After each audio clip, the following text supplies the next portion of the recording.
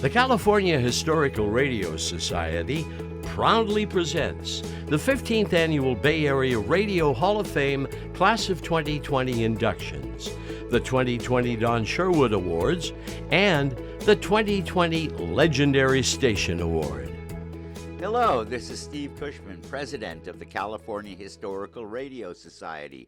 We're coming to you today from Radio Central here in Alameda, California, home of the CHRS Radio Museum and Educational Center for Radio and Radio Communications. Well, it's the 15th time the Bay Area Radio Hall of Fame is having an induction ceremony, and we're pleased to do it here. The Bay Area Radio Hall of Fame and the Bay Area Radio Museum are programs of the California Historical Radio Society. So let's get the show on the road. Let's turn on the transmitter and start our broadcast day, sort of. Today, we're going to honor 10 inductees, 3 Sherwood Award winners, and the Legendary Station of the Year, which this year is K101. These inductees will bring our BARHOF membership to 209 members, covering 111 years of broadcast history. Let's look out into the studio and see what's going on. There's Len Shapiro, Executive Director of the Bay Area Radio Hall of Fame and the Bay Area Radio Museum. And Len has a few words for us. Thanks, Steve. Let's review how we got to this point. The Bay Area Radio Hall of Fame inductees were voted on by the living members of the Hall and the California Historical Radio Society membership. The Executive, Pioneer, and Legendary Station were voted on and selected by the BARHOF Board of Directors, and the Sherwood Award was voted on by the public. So now let's celebrate the best of Bay Area radio by our virtual program. Our co-hosts are Hall of Famers Stan Bunger and Rosalie Howarth, and now here's Stan. Thank you, Len, and welcome to the 2020 Bay Area Radio Hall of Fame induction ceremony. We're shooting this in segments individually, so I'll go ahead and take my mask off now. You can feel free to leave yours on at home if you like. And speaking of that, due to circumstances well beyond our control, no food or drink available. That's the bad news. The good news is we'll wrap this thing up in record time, which should make it easy even for you morning drive radio people. This is the 15th time the Bay Area Radio Hall of Fame has inducted new members. It began back in 2006 with the naming of 17 people from Bay Area radio history, the pioneer era, as well as 20 modern era broadcasters. And 2 people from that first BARHOF class will figure in this year's ceremony. That's my tease to keep you tuned in. Back when BARHOF began, it was sort of like radio itself, theater of the mind. The actual Hall of Fame was sort of a dusty corner of the old KRE radio studios in Berkeley. But we now come to you after a remarkable amount of work, a remarkable amount of fundraising from the place we call Radio Central in Alameda. It is a proper place put together by the California Historical Radio Society, and the room in which we are standing right now is indeed the Hall of Fame itself. Someday, when all of these strange times are over, you'll be able to come here and savor what has gone on before in radio, get to know the people who represent the Bay Area Radio Hall of Fame. Without further ado, and with great regret that we can't be standing side by side to do this, I'd like to hand the proceedings over to Rosalie Howarth, a stalwart for many years at the great KFOG, and I still can't believe, Rosalie, when I get in my car on Sunday mornings that I'm not listening to Acoustic Sunrise. Thank you, Stan. And I want you to know that I catch your Ask an Expert series almost every day on KCBS because it is such a little oasis of science and sanity in these crazy times. And welcome, everybody. We are so glad to get together any way we can and come together once again for the BARHOF Awards 2020. It is such a thrill for me to be even saying the names of so many of these iconic broadcasters. And we're going to start with our Sherwood Awards today. Now, these are the People's Choice Awards, voted on by the public. And right off the bat, we have a giant redwood of a broadcaster from the Redwood Empire, the voice of the North Bay for 37 years, morning show host of KZST in Sonoma. Congratulations to Brent Ferris, Sherwood program host of 2020. Thank you, Rosalie. I'm Brent Ferris, the Sherwood Award winner. I can't believe it myself either. And here on a smoke-filled day, because of the situation, to accept this award, and I'm doing it on behalf of every small-town disc jockey who lived their life behind the microphone as the voice of their community. And people don't remember their names. I remember every one of them. I started at a school just down the street, Lum Elementary, right here in Alameda, California, as a little kid, mowing lawns, trying to get 9-volt batteries for my aquamarine little tiny transistor radio that I would kill to have today. And I remember plugging that little cord in and sticking that little white thing. I don't know what that was, but baby, it hurt. And it sat in my ear until the batteries would just wear out, or I would, whichever came first. I had the joy of listening to the legendary KFRC. They were an amazing radio station. And then radio faded away from me. It came back at a station called KTIM in San Rafael when I was a news photographer, and I went in to take pictures of the Doobie Brothers. And I saw a disc jockey, I swear this is the way it went, eating jelly beans, playing rock and roll, smoking dope, and I thought, this is my career. I have got to do this for a living. And my friend Owen, who was there, said, he says, you're nuts. You'll never do this. You have no background in this. And I said, I listened to KFRC, and that was good enough for me. From KTIM, I went over to KBLC in Lake County, more powerful, no, less powerful than a refrigerator light bulb. And I turned the power down at night. That was my job. I ended up working 24-hour days, 7 days a week, because that's what you did. From then, KUKI into Ukiah, KNVR in Chico, which was a party and a half. And, of course, then the station I fell in love with, KZST in Sonoma County, California. What a station. I was inspired by the disc jockeys of KFRC. Bobby Ocean, Rick Shaw, Big Tom Parker, Duke Dave Sholin, Marvelous Mark, John McFlanagan, the Bay Area guys like Jim Dunbar and Terry McGovern. I learned promos from a guy named Jack McCoy. Jack taught me how to do promos. And the way we did it was put a needle on the record and start talking to the music. And the weirder the album cover, the better the promo. I was yelled at by Ron Chapman, KVIL, Dallas. He came in to just tell me what was for. We played a tape. He said, play it again. I played it again. He played it again. And then he looked at me and says, this is not acceptable. He was right. George Johns, father of AC. He didn't verbally browbeat me. He mentally browbeat me every single day of my life. And I thank him every single day of my life for being a mentor and an inspiration and one of the great radio people in the world. Then there's Gordon's Lot, the guy who owns KZST Radio. He was the guy who took a chance on some nutball out of Chico, California, and said, hey, do you want to be my morning guy? A few years later, he says, you want to unpack your bags and stay a while? And I stayed for 30 years. Every day, I don't think I've missed maybe one day I've missed. And doing that show and trying to be number one. And for over 30 years in a row, our show has been number one in that market. And it's because of the vision of Gordon's Lot. Why I chose radio and how I picked the style in which I broadcast came from Dr. Donald D. Rose. He was, in my mind, the greatest disc jockey ever. And I was at a Steve Stone dance in Lake County, California for high school. Dr. Don was making an appearance. And I walked up to him afterwards and I said, Don, I'm in radio too. And he said, yeah, let me see if I've got this figured out. You don't get to pick the own music. The program director's an idiot. The owners don't care about anything. You work long hours with no thanks. Welcome to radio. He moved towards his car.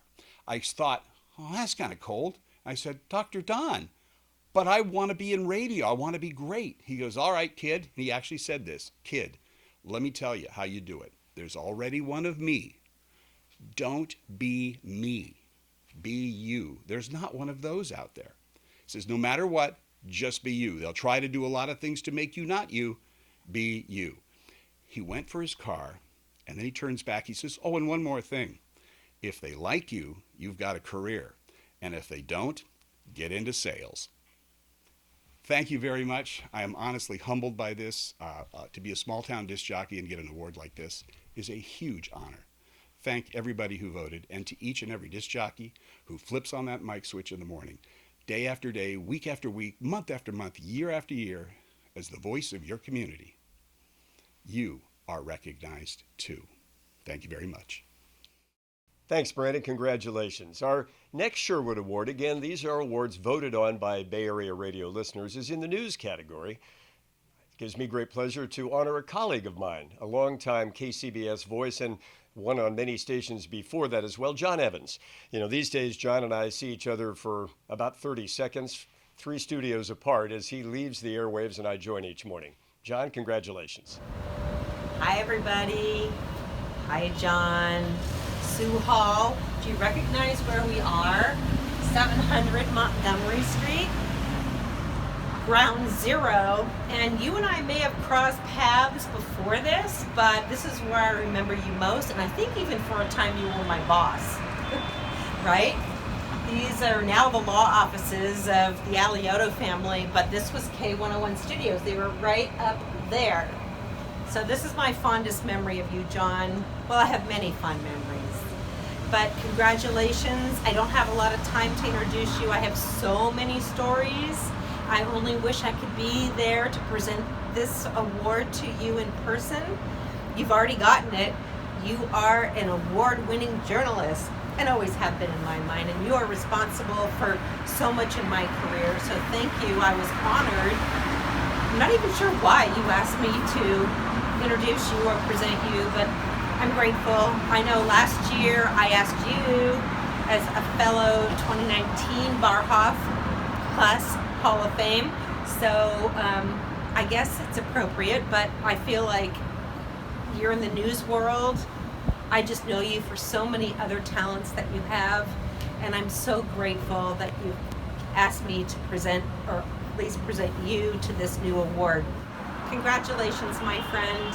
I wish I could be there in person to present you with this award. You are so deserving, you are so kind, and have been such a dear, dear, dear friend to me. Mwah. Enjoy.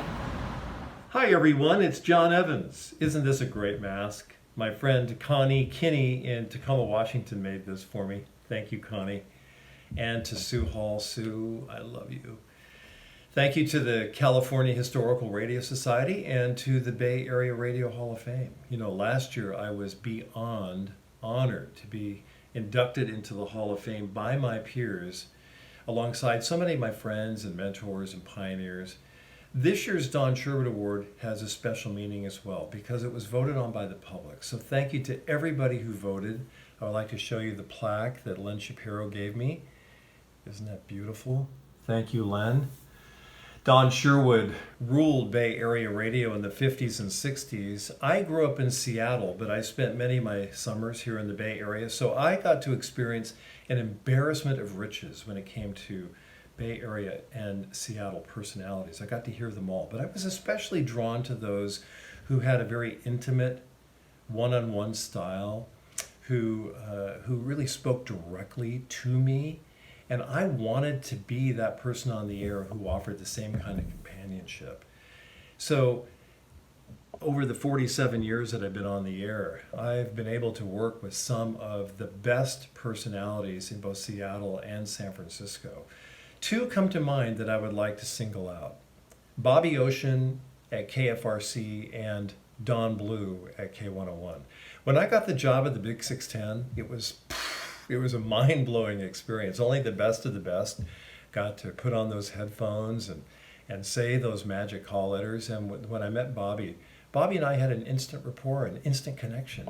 He was brilliant, he was kind, he was generous, he was a great mentor, and he worked at his highest level at all time. He performed. It was all about the show.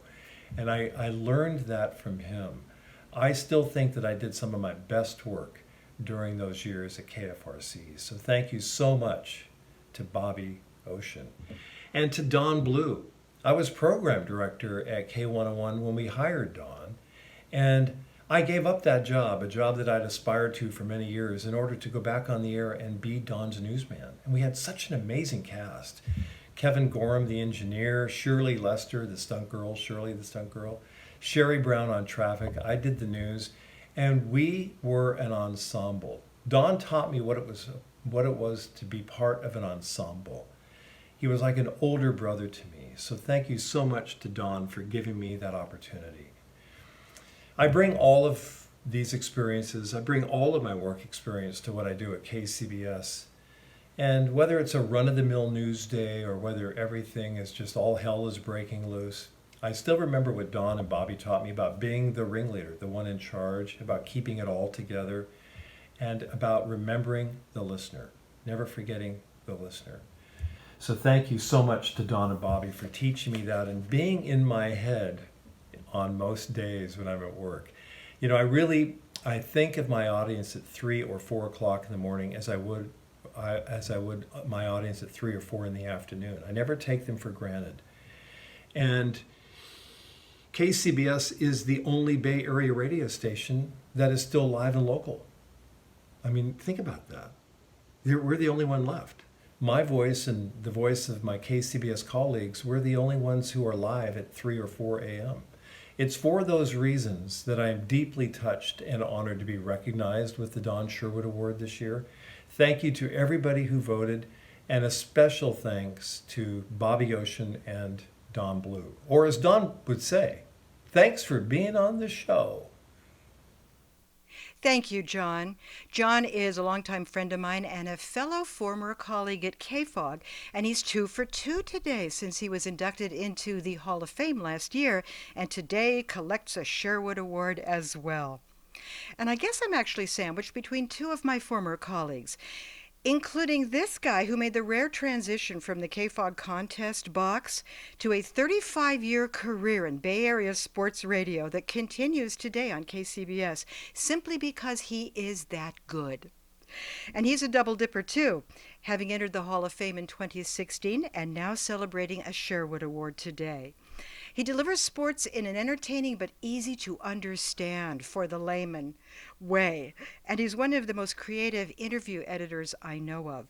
Congratulations on your well-deserved Sherwood for Sports, Kevin the Rat, I can call you that, Radich. Hi everyone. I want to thank just everybody that considered me for this tremendous honor. Don Sherwood was a legend, and certainly to have my name on this plaque means an awful lot. I'm grateful and humbled and honored. I'm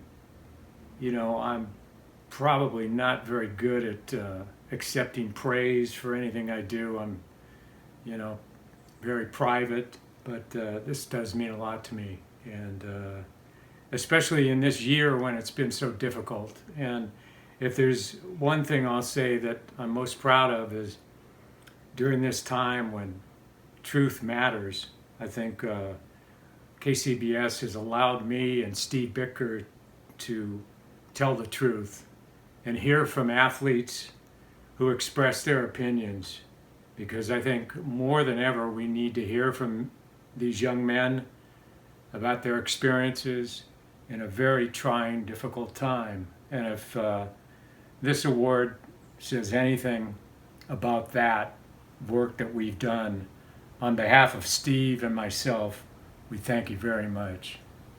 Congratulations, Rat. That wraps up the Don Sherwood Awards for 2020. And by the way, Sherwood was the first of the 2 original class Bay Area Radio Hall of Fame members to feature in our presentation. One more still to come. We hope you're enjoying our program.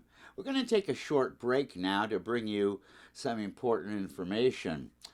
Generally, we do this program as part of the Broadcast Legends September luncheon, but since the virus has caused us not to be able to do that, we're doing it this way. One of the things we do at the Broadcast Legends during this luncheon is recognize all the people that have left us from the broadcasting community, the silent mics, as it were. So because the legends can't do it, we're going to present and honor the people that we lost this year. Jim Schock, September 9th, Broadcast Legends Vice President, aged 87. In August, Fred Kroc, Bay Area Radio Hall of Fame member. Dave Niles, August 2nd, KSFO, KNBR, aged 91. On August 6th, Bob March, Captain Satellite, at age 93. Ralph Barbieri, August 3rd, KNBR, Bay Area Radio Hall of Fame, age 74.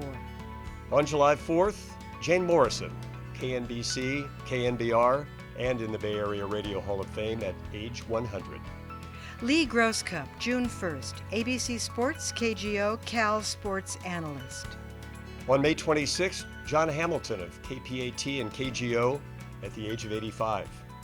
Bob Keeve, May 24th, owner KLIV, Bay Area Radio Hall of Fame, age 99. On March 9th, Dean Danos of KCBS, age 85. Mal Sharp, March 10th, KGO, KGO TV, aged 83. On March 1st, Paul Wishmeyer of KRON TV at age 83. George Larson, December 16th, 2019, KRON TV, aged 101. On October 30th, 2019, Bill McGee of KBHK, KEMO, WTBS at age 94. We move now to the BARHOF Class of 2020. These are Bay Area broadcasters who've been proposed for candidacy, then voted upon by the current members of the Bay Area Radio Hall of Fame. To be considered as an honor, to be elected a greater honor, and now the actual induction. First, in the specialty category, recognizing broadcasters who may not have been the leading women or main men of their stations, but were nevertheless keys to their station's success, the legendary KSFO traffic reporter Warren Boggess, presented by his daughter, Nancy Weidman. Warren Boggess, my dad, helped pioneer live traffic reporting from an airplane in the 60s, 70s, and 80s for radio station KSFO in San Francisco. He juggled traffic reporting with managing his aviation dealership and flight school at Pacific States Aviation, as well as being mayor of Concord and a Contra Costa County supervisor. He was known by many as the Flying Mayor of Concord. Our dad was so proud to be a part of the San Francisco Bay Area KSFO team. His reporting episodes with Don Sherwood, Gene Nelson, Carter B. Smith, Jim Lang, Dan Sorkin, and Buddy Hatton, and the rest of the team were the highlight of his day. Warren developed a long friendship with KSFO newscaster Dave Henderson. He also had a bond with hundreds of thousands of listeners. Every weekday morning, he was at the airport at 6 a.m., and in the air and up to speed for his first report at 6:30, and again reporting on the afternoon commute. During the winter, there was often low-level fog in the mornings that did not slow him down because he had a little notch above the Caldecott Tunnel that he would sneak through to get to the Bay Area highways. I'm sure the residents there really appreciated his early morning buzz job. All in all, he made flying and traffic reporting look very easy. Traffic reporting required a pilot to navigate the Bay Area traffic looking up, and also the Bay Area highway traffic looking down. Then he had to summarize his traffic conditions and then be ready for a live radio report. He took the commuter's plight to heart and tried to either ease their pain or offer alternative solutions.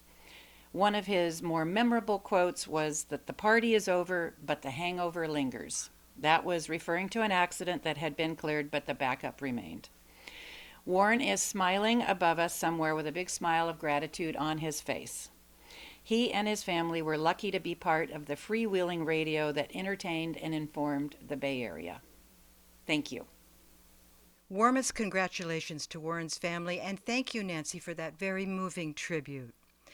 And next we have a News Guy's News Guy to induct the BARHOF News Guy Class of 2020. Here's the former news director and program director and more at the mighty KGO KSFO juggernaut, Ken Berry, here to tell you about our honoree in news today, Greg Jarrett. 50 years ago this November, a high school kid in love with radio hitchhiked from New Iberia, Louisiana to New Orleans to take the test for his third-class radio license. Greg Jarrett's broadcasting career started the very next day, and he never looked back. From Louisiana, it was on to Denver, Colorado, and radio station Kim, where he was morning news anchor, and then to San Francisco and KYA Radio, where he was morning anchor and news director. I first met Greg Jarrett in 1986 when Bruce Kamen, who had worked with Greg in Denver, hired him to be a reporter at KGO Radio. Greg quickly became our go-to reporter. When the story was important and the conditions were challenging, the answer was frequently, let's send Jarrett. And send him we did, to the Mideast for the first Gulf War, and to Sarajevo for the Bosnia conflict. Greg made 3 trips to Bosnia in total. During one of those trips, he used his connections to cut through the red tape and bring back 2 severely injured children to San Francisco for life-saving surgery. Greg's work quickly came to the attention of the ABC radio network, which hired him as West Coast correspondent based out of Los Angeles. Now it was the network's turn to say, let's send Jarrett. They sent him to Great Britain and France for the 50th anniversary of the D-Day invasion, to Oklahoma City for the bombing of the Murrah building. Eventually it was back to Los Angeles, where Greg anchored the ABC radio network's extensive coverage of the O.J. Simpson murder trial. By the year 2000, I was news director, and I had a once-in-a-decade chance to hire an anchor for the KGO Afternoon News. I chose Greg Jarrett. He and Rosie Allen co-anchored the top-rated KGO Afternoon News for the next 9 years. I wanted to get the anchors out of the studio as often as possible and into the field, and I was drawn to Greg by his ability to report from anywhere under any circumstances. So when the Second Gulf War broke out and we wanted to embed a reporter with the troops, or when disaster struck anywhere in the world, it was now my turn to say, let's send Jarrett. After KGO, Greg went to Chicago and legendary station WGN as morning news anchor, and eventually to Bloomberg Network, where he anchors business reports and newscasts out of San Francisco. So now, after 5 tours reporting from Iraq, 3 stints in Bosnia and 3 more in Somalia, and after reporting on many of the major news stories of the last 50 years, it's my privilege to say one final time, let's send Greg Jarrett. This time to his rightful place in the Bay Area Radio Hall of Fame. Congratulations, Greg. Thank you, Ken, for taking some time off the golf course to introduce me. That was a fantastic introduction, and I will never forget it. There's an image I have of Ken from 1989, October. We're both on the newsroom floor. Everybody else was at this baseball game at Candlestick Park. They got tickets, we didn't. I don't know how that happened. Anyway, it was then that suddenly this earthquake hit. Ken looked at me, we locked eyes for just about 10 seconds, I'd say. And then he dived for the two-way microphone, I dived for the red telephone. You see, the red telephone connected me directly to ABC News Desk in New York. I started yelling, "Effing earthquake!" Only I didn't say effing, of course. The producer said in New York, "Oh, so that's what happened to the World Series." And then he said, "Greg, we're going to do a special report in 2 minutes. Do you think you can do that without using the F word?" Well, I did, and then I went downstairs at Ken Berry's direction and started covering the quake of '89. Those newsrooms in San Francisco, KGO was the best in my opinion, but the music stations even had good newsrooms. In 1977, King Broadcasting hired me to come in and be the news director at KYA, then located at the Mark Hopkins Hotel. They flew me in 1977, late in the year, in order to be able to meet the staff. And I must say, for a 25-year-old kid, it was pretty amazing. Larry Brownell was my City Hall reporter. Don West was my reporter at the police department. And then Tony Tremaine was a newsreader. And I didn't find out for a few months that he had actually done the play-by-play on Pearl Harbor at the station back in 1941. In 1986, I was a news director in Houston when I got a call from Bruce Kamen. Bruce had been my news director at Chem in Denver before. And he said he had a special opportunity for me to be a fill-in news anchor, a new news anchor, and a station announcer at KGO. He said there would be some fantastic opportunities for me. Boy, was he ever understating the situation. I didn't last long as the station announcer because I wasn't around a lot. They sent me just about everywhere in the world. And it got to the point where ABC News was borrowing me to cover stories too, concurrently with KGO. There was a big joke at the station that I'd worn a path down the hallway to Mickey Luckoff, the general manager's office, because the news director and I would get in a discussion about a story that might need to be covered in some far off land. And he'd say jokingly, "If you get Mickey to sign off on it, you can go." Well, I would head down to Mickey's office. His door was always open. We'd have a conversation, and often that conversation ended with me heading to SFO in a DeSoto cab. Those were the days. Then in 1994, I went from being borrowed by the network and being shared with KGO to being hired on as an ABC News correspondent. I was on my way back in June of that year from covering the 50th anniversary of D-Day when I landed at LAX to change planes and my pager went off. I had a bit of a layover. And I was told by a friend at LAPD that I needed to get to Brentwood.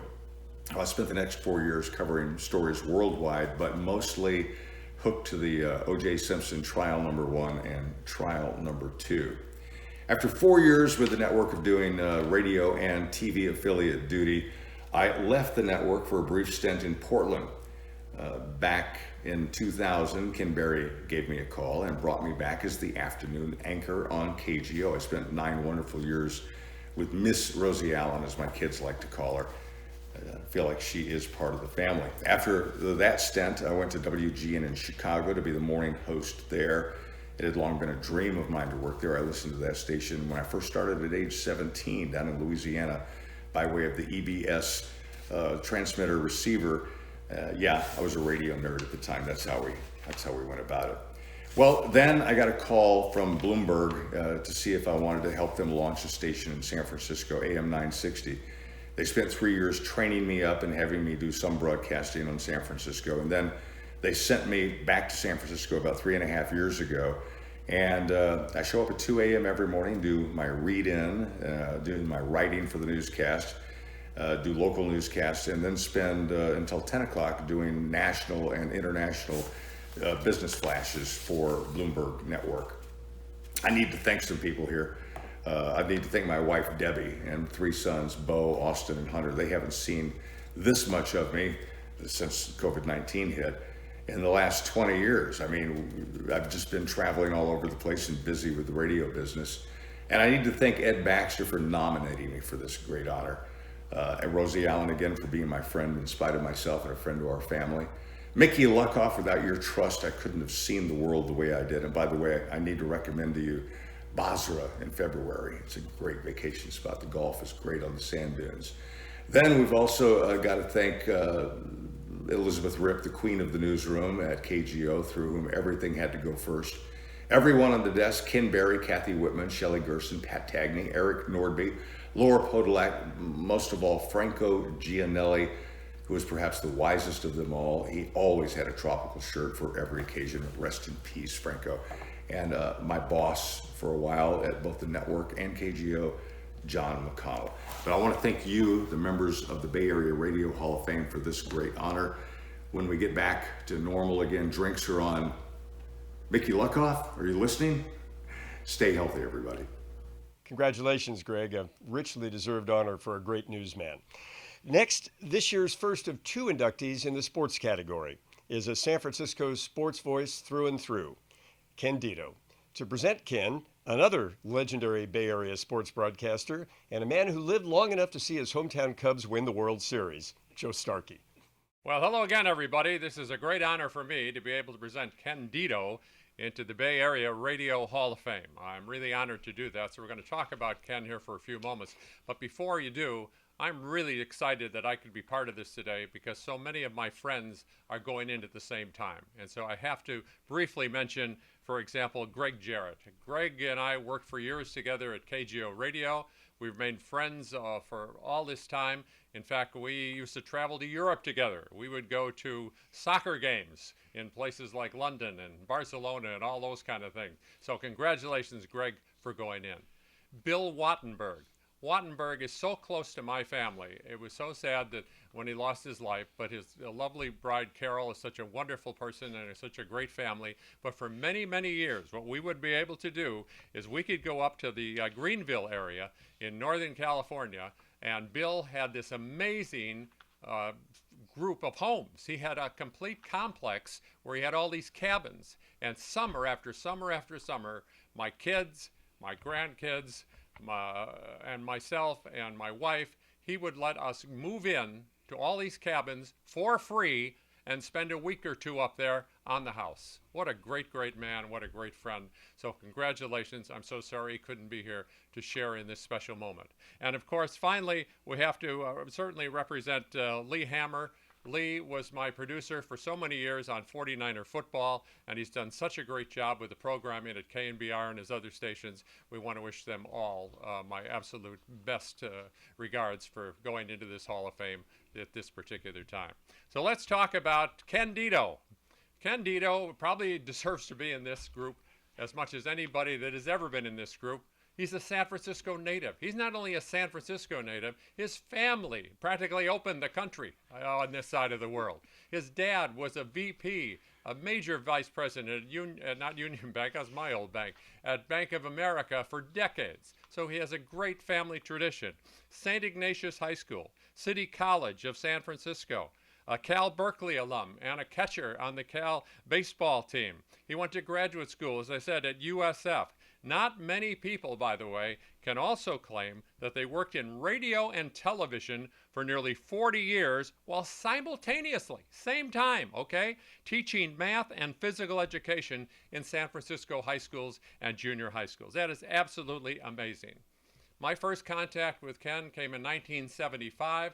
I was there to do some fill-in and also do Cal football, but Kenny was a regular there at KGO, and he got started at that point.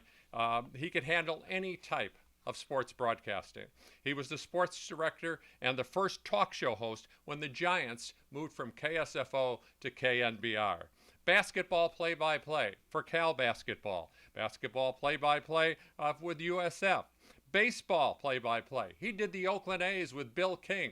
So two legends already in one place. He did fill-in baseball for the Giants, for heaven's sake. So that meant he worked with people like Lon Simmons. His history in the area in that role was spectacular. But beyond that, Stanford, a color commentator on Stanford football, sports talk host, KSFO, KNBR, KGO, KFRC. Is there anything he hasn't done? Well, how about Morning Drive? Oh, he did that too. Yeah, he had a show on coffee and also was a weekend sports anchor on local TV such as KPIX and KTVU. A longtime member of the legendary Olympic Club. I don't play golf with him anymore because I soon realized it was a complete waste of time and I kept breaking my own clubs because he was just too good. But he is a legend in the Bay Area in so many different ways. He has a great family. His daughters, Jenny and Linda, and wife Susan, who we love so much, have been great friends of ours for so many years. So congratulations to Ken Dito as a member of the Bay Area Radio Hall of Fame. Joe, I want to thank you. Yes, you've been part of our family for many, many years, you and Diane. I don't know if I'm going to be so kind to you. Joe Starkey is going to be remembered for not one, but two things. The band is on the field, and he and Diane live in a house full of termites. Now, you can't pick your sponsors. Everybody looking at this program knows, about sponsors. You've all been in radio. And you're lucky that it was an extermination company that sponsored you. What if it was Preparation H? Dear. But hi, I'm Joe Starkey. That was it. I don't know why I thought of it, but Joe, you have fought your way through so many things. You would have fought your way through that as well. I want to congratulate everybody. Is that okay? All right. You bet. All right. Congratulations to Ron Barr, to Greg Jarrett, but you happened to work with him at KSFO. Lee Hammer, when he was a producer at KCBS with Bob Agnew, and worked with Bob Stafford. Bill Wattenberg, Dusty Rhodes, Warren Bogus, Johnny Morris, Doc Peltzel, and the Sherwood Award winners, Kevin Radich, who we work with at KGO, John Evans, and Brent Ferris. I want to thank my two sports producers, Kenny Priest and Mario Bussner. Kenny was at KNBR, he was an intern. And then we all moved from KNBR to KSFO. Ken came with us. Mario was at KTRB, and also in my last stop when we did a couple of shows with Shooty Babbitt and Pip Roberts, and that was the press box. So those people I have to really thank because they do hard work. How about the producers? And Joe knows this at KGO. Franco Gianelli, Kathy Whitman, Sandra Firpo, George Ramirez. Without producers, news just doesn't work. They do all the booking and so forth. The next group of people, I have to thank them because I wouldn't have a career. Bob Dinsmore, he was the first general manager I ever met. He was at KTIM in San Rafael. If he doesn't give me a break, I don't go anywhere. And I couldn't believe that Mickey Luckoff hired me in 1975 to do part-time sports at KGO. No experience in big-time radio. None. And that's the fourth largest market in the world. So you have to figure, thank you, Mickey. Bill Dwyer at KNBR for bringing me over. Ken Dennis and Ed Cramp for bringing me to KSFO. Will Schutte to KFRC. And the legendary Jim Gabbert when I did work at Coffee the Nifty 1050. My response to my nomination has been overwhelming. Starkey, my friend for years, has told me, you're the only guy that's going to work in the business for 50 years and not get into the hall. I don't know how many times I heard that. Stan Burford emailed me and said, they must have made a mistake. And then my daughter, Jenny, she writes me, it's about time. And Hal Ramey, our good friend from KCBS, he's talking. He just was having a conversation. I thought, when is he going to say congratulations? He didn't even know it. And when I told him, he said, they let you in? So I got the only reason I went to KNBR in 1979, and I mentioned this at Hank Greenwald's presentation when he had his wake at Perry's. And I was one of the speakers, and I mentioned that Hank Greenwald hated three things in his life: vegetables, Candlestick Park, and Sports Phone 68. And that's the reason he asked me to go over to KNBR, because he hated it, and he was going into the booth with Lindsey Nelson to do the Giants. I got to tell you, it was wonderful working with them. And radio was so different, and that's why I mentioned the producers. We didn't have cable television. We didn't have cell phones. We didn't have computers. So to go out and get tape, you had to do it. As Joe knows, you go to every game. You go to every press conference. I used to go to a game on Saturday afternoon, a college football game, go to Warriors at night, go to an NFL game on Sunday, and every baseball game that was scheduled in the Bay Area. If you didn't do it, you weren't going to make it. I was almost fired twice on the air. Once at KNBR with Carter B. Smith. The Warriors were there. It was the Warriors, the Giants, and USF basketball. And we had the Warriors as a flagship station. And we were in a break, and I had to do updates at 4:30. So there was, believe it or not, there was a commercial, I don't know why, about constipation or something on KNBR. And Carter says something to me while the mic is off, and he says, we don't need constipation, we have the Warriors. Well, now I break out. I'm laughing. I'm going, I can't get a breath. Ron Reynolds, the program director, runs in, and he says, Bill wants to see you. So Bill Dwyer got us in there, two little kids laughing in church. He almost fired us on the spot. He didn't. And the only other time that happened was in Milwaukee in 1985. Lon Simmons could just look at me, and I'd laugh. And so he did it during a pregame show in Milwaukee. Same thing, couldn't catch a breath. I certainly did hear about that. I think Joe and will agree with me that we came around at the best time. We had the best talent. Radio was king. It was a wonderful time. We all had good experiences with the players and the managers and the coaches. The first manager I ever talked to as an Oakland A manager was Billy Martin. The last was Bob Melvin. The first was Joe Altobelli of the Giants, and the last was Bruce Bochy. I think the most cordial player that I've ever met in my life and dealt with was Willie McCovey. Now, I've had my battles on the air with different managers. Frank Robinson, Hall of Famer. Frank was a great player. He just thought his players were as good as he was, and they weren't, so he had a hard time managing them. It was a great run. I think we all came around at the right time. Radio was king. We met such great people, worked with them. I just want to thank everyone for what you have given me today. Thank you, Ken, and major congratulations today. Our next inductee might be, and correct me if I'm wrong, the only one among us to have had some of their work archived in the National Library of Congress. Here to induct the legendary sports interviewer Ron Barr is his former protege and now president of Sports Byline USA Network, Darren Peck.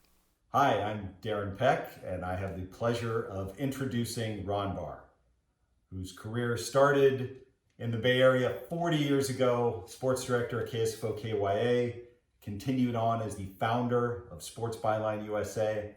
As I thought about his career, his accomplishments, a dozen trips overseas to do the show in front of the troops, every word he says is in the Library of Congress, I thought, well, that's incredible. But then what I really thought is about the lives that he's touched and the people that he has been an influence on. And so that's what I want to talk to you about for a couple minutes today.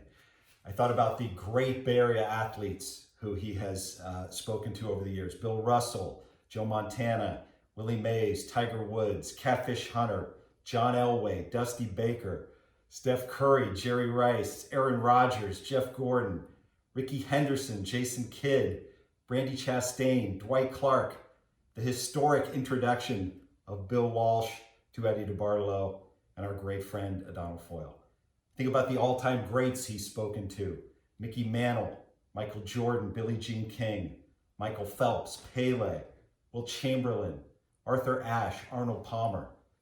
I think of some names you might know from the headlines. Bruce Jenner, O.J. Simpson, John McCain, Lance Armstrong, Mark McGuire and Jose Canseco, and The Rock. I think of the millions of fans he has around the world whose lives he's touched. And then I think of the talent he's mentored in radio and in broadcasting, like Larry Beal, Pete Liebengood, Larry Kruger, Dave Raymond of the Texas Rangers, Damon Bruce, David Brody, Jason Stewart, Chris Townsend, Matt Kolsky, Joe Hughes, Daniel Ogden, Rick Tittle, Pedro Fernandez. I know he has appreciation for his fellow inductees over the years.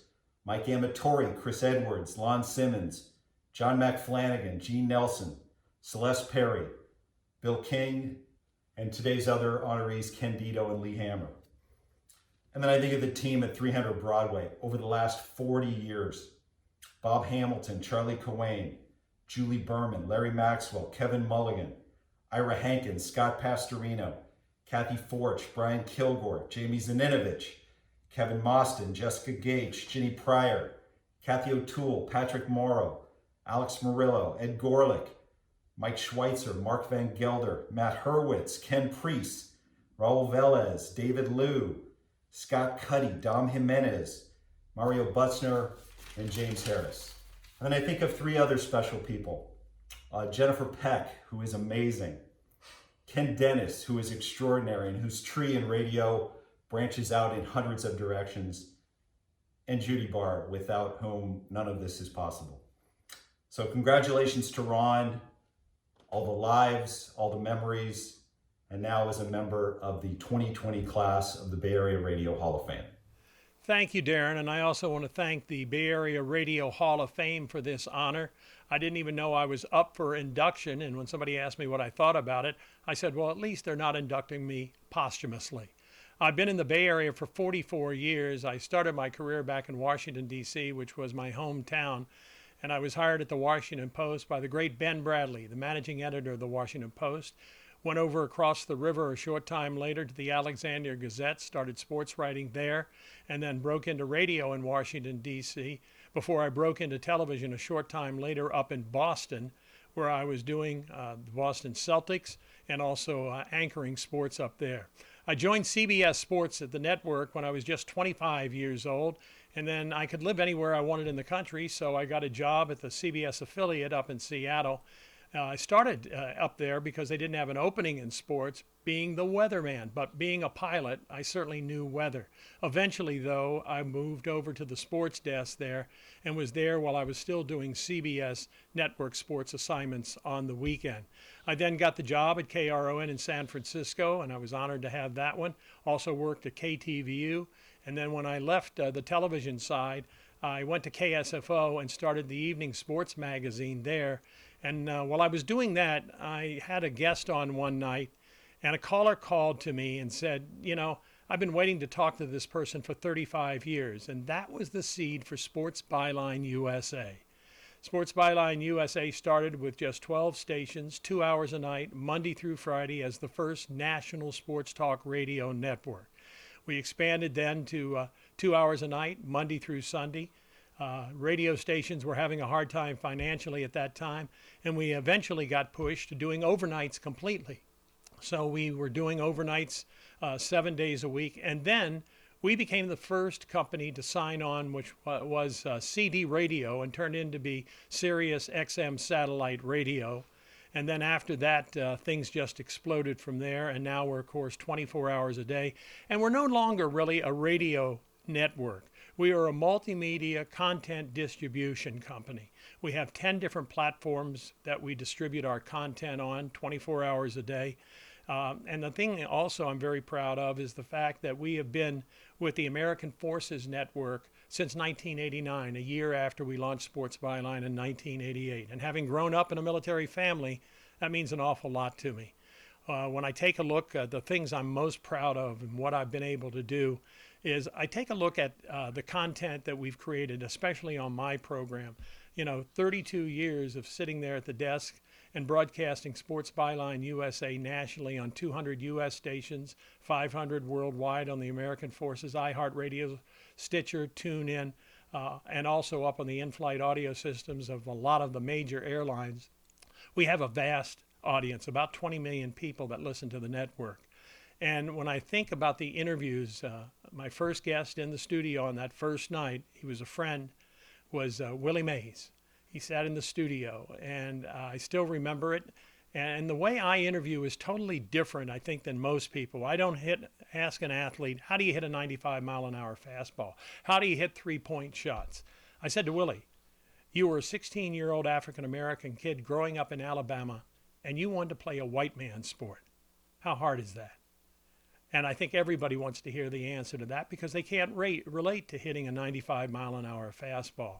One of the other things I'm proud of is I've been asked if I would interview the remaining 52 living Negro League baseball players, and I'm halfway through that, and I'm honored for that. This is the 100th year of Negro League baseball, so that collection is important. And about 7 years ago, the Library of Congress approached me and asked, can we be the home for all of your interviews? And so I'm honored to have that there as well. Also, PBS has approached us, and we've already started with them. They knew what was in the library, so they asked, can we license your library and be able to do an animation series called The American Experience? And so the first one they did was Meadowlark Lemon, and it turned out wonderfully. So that's another use of that library. Also, a company down in Silicon Valley has approached us to see if they could use the audio from all of our interviews in order to make avatars out of them. So the future for Sports Byline USA and me is really, really great. When I think about the three things I'm most proud of, it is one, the library. Two is with Sports Byline because they've been with us since 1989, the American Forces Network.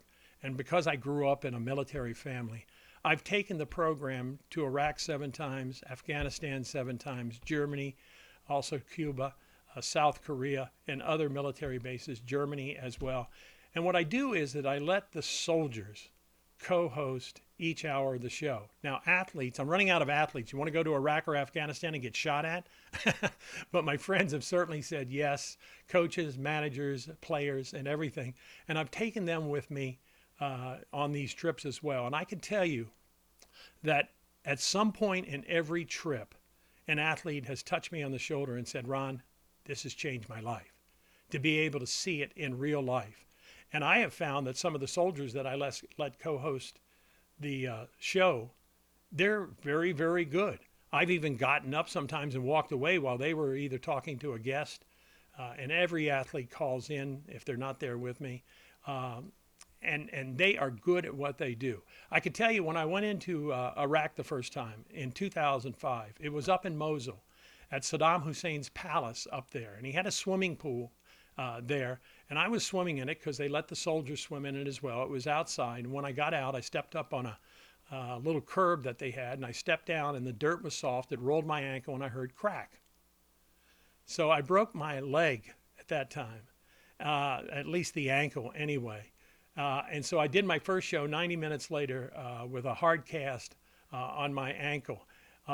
And the experience that I've had talking to those men and women and seeing the commitment that they have made is one of the other things, along with the library, is being able to do that for our soldiers is just outstanding.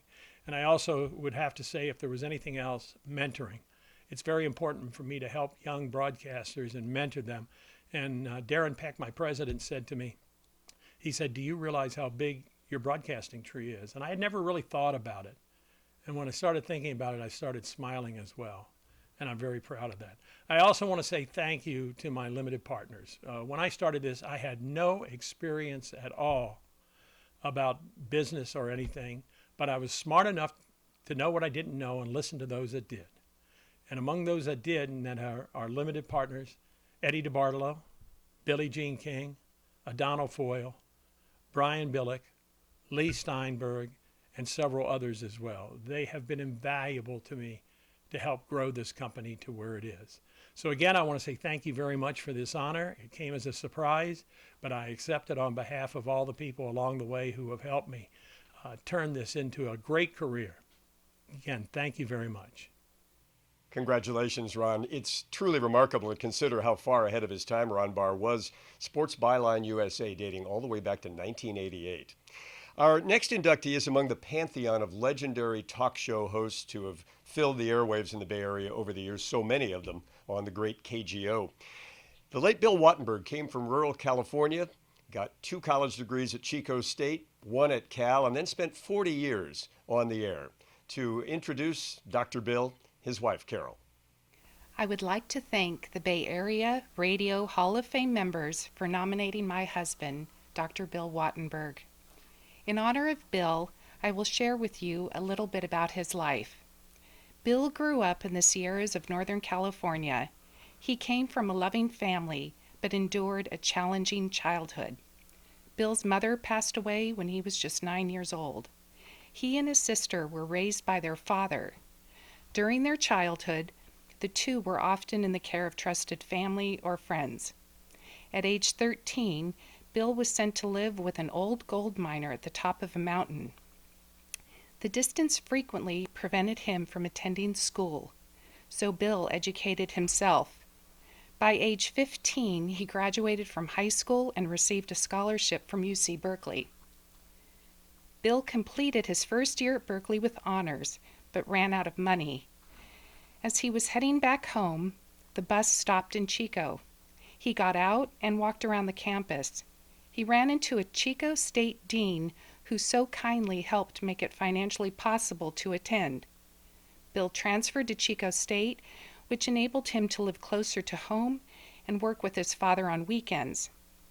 He graduated summa cum laude from Chico State University with a double major in electrical engineering and physics. Bill returned to Berkeley and in 3 years earned his PhD in electrical engineering and physics. After graduation, Bill became an assistant professor of electrical engineering on the Berkeley faculty and worked with Edward Teller. A year later, he took a leave of absence from the university and began working for the Lawrence Livermore National Laboratory. Bill worked in the nuclear physics division and invented procedures that are still essential today. He returned to teaching at UC Berkeley from 1964 to 1970 and taught graduate courses on digital computer designs and programming. During this time, Bill was a consultant for IBM, General Electric, and Lockheed Corporation, as well as the Livermore Lab. He also served on the U.S. Air Force Scientific Advisory Board. In 1972, he began hosting the Open Line to the West Coast on KGO Radio, and for the next 39 years, Bill enjoyed calls from listeners of all ages, especially those from children. The topics on his show were extensive and many times controversial. Rarely was there a topic that he couldn't speak to or inform on. He loved and appreciated those years on the radio. Bill continued to work as a research scientist, talk show host, and inventor throughout his life. He has published over 20 scientific research papers, technical articles, as well as being awarded numerous U.S. patents. Among his many contributions are devising an early computerized record-keeping system for tracking Bay Area blood banks that would greatly reduce wasted blood, fixing the BART train control system, clearing minefields with helicopters, anti-terrorism truck stopping device for police and highway patrol cars, and a Golden Gate Bridge traffic barrier for preventing head-on collisions and terrorist truck bombs. My husband's voluminous resume and vast achievements were not the only significant attributes he had. Bill was a man of humanitarianism. He devoted his life to helping others because of those individuals who changed his life. He was forever grateful and inspired by the kindness of a stranger. No matter what it took, Bill tried his very best to improve the lives of others. Whether it was promoting food packages for refugees around the world or buying dinner for a family in need, he never let an opportunity to help someone pass him by. Thank you for recognizing Bill's remarkable career. On behalf of Bill, my family and I receive this award with the utmost appreciation and honor. Thank you, Carol. Well said from the one who knew him best. And now we have one of the Bay Area's most colorful radio characters. The stories abound, but I won't tell any today. He was my first station manager and VP during the halcyon Susquehanna days of KFOG. And he's here to toast our fellow colleague, one of the most beloved radio managers of all time, and one who survived Cumulus a lot longer than a lot of us, Lee Hammer. And who else to induct Lee than, as we used to call him as he came strolling down the halls at Green Street or Hawthorne, Tony Salvador. Thank you, Rosalie. I appreciate the introduction. I'm here to tell you that one of the great decisions that I made as a general manager was when I hired Lee Hammer in 1998 as program director of the all-new Ticket 1050, which was our way to capture more of the sports audience, and he did a great job. And in fact, he moved along fairly quickly. We then advanced him to assistant program director of KNBR in 2002, and he finally became the program director of KNBR in and by itself in 2006. So a pretty quick movement for that high level of a job. Lee is, without question, a jack of all trades. So let me count the ways. He was, among a lot of things, executive producer of the Raiders, including the 2002 Super Bowl. He was producer of of Giants baseball on KNBR, including the 10, 12, and even year 14 World Series triumph of the Giants. And in fact, he traveled with the club for a number of months at one time as well to engineer all the games on the road. And incidentally, he was responsible for all the commercials, not me. So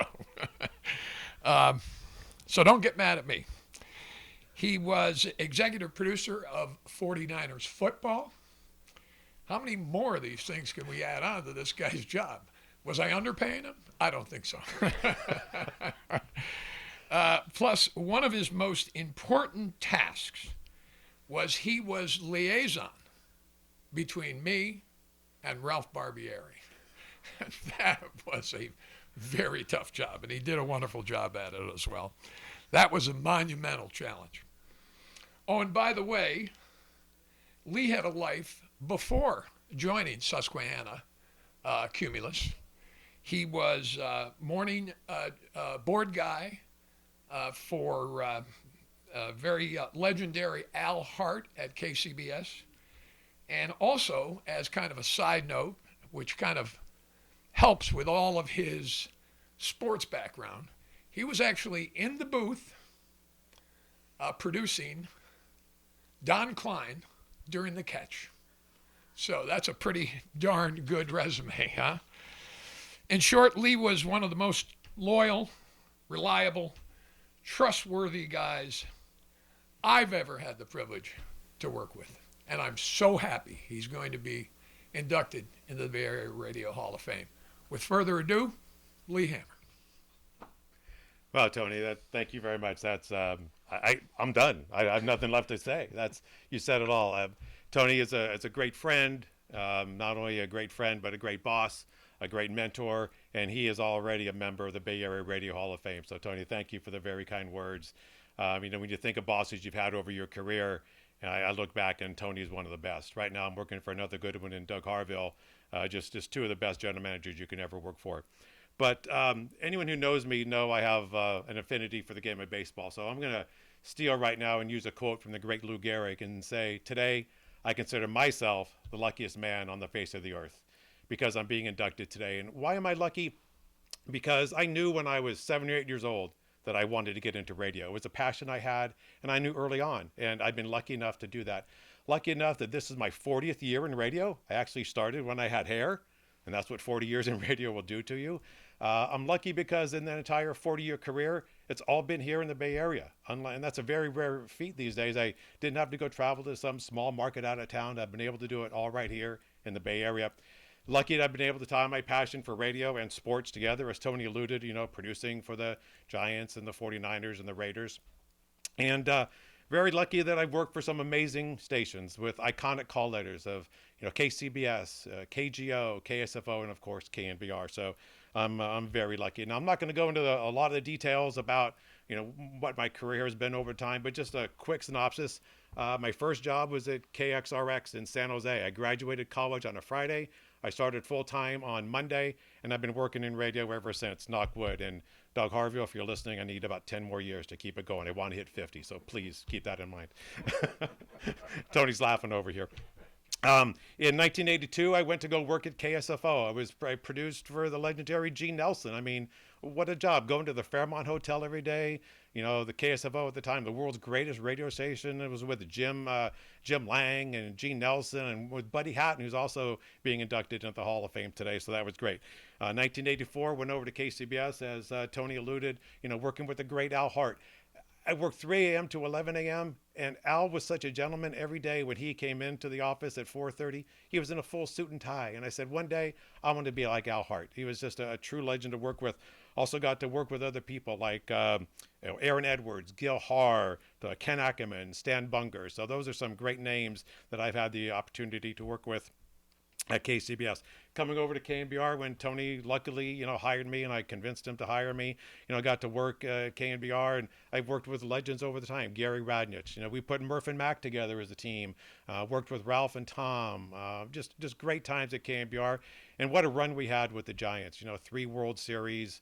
We carried the Warriors and we carried the 49ers. So it was just a great time had by all.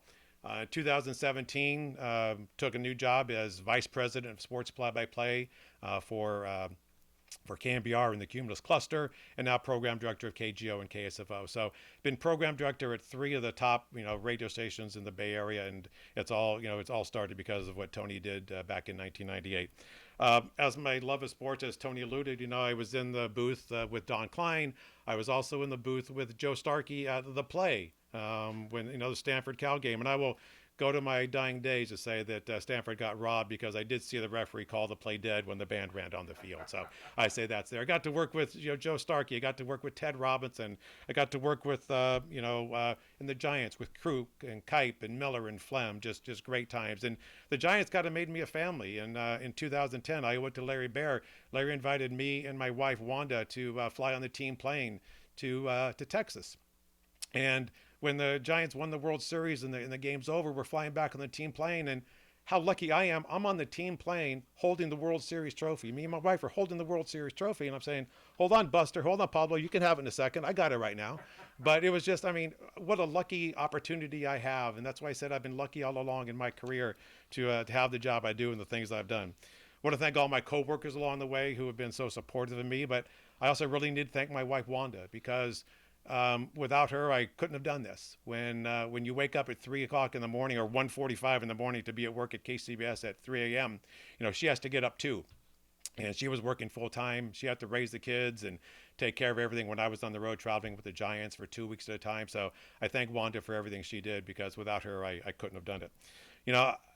all the stations I've worked at over, 38 of the 40 years have been in news, talk, and sports. I don't know anything about music. I know about this much about music. But there was one song when I was growing up that I really loved, and it was Radio Gaga by Queen. And I think the words are so relevant back then and what they are now. And the lyrics are, "And everything I had to know, I heard it on my radio.